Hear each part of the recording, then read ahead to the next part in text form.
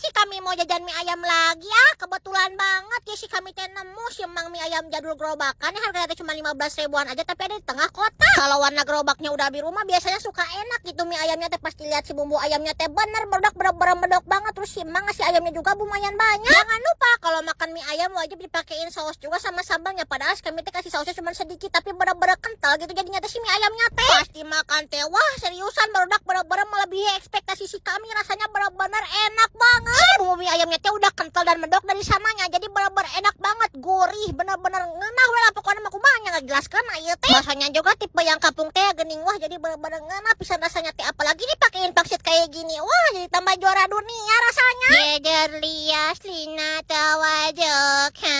Ieu teh meuning ngeunah pisan. Pokoknya mah wajib dicobain tak gerobak biru nate di sekitaran Jalan Gatsu. Kalau nggak salah mah ya aslinya udah jarang sebenarnya bumbu mie ayam yang medok kayak gini teh. Ini kebetulan kami nemu wah bener-bener seneng banget. Urusan minumannya mah tinggal diminumin aja, ini air putih biar skin kita tambah segar, tambah sehat dan bersahaja. Lanjut jajan mie ayam di mana lagi ya?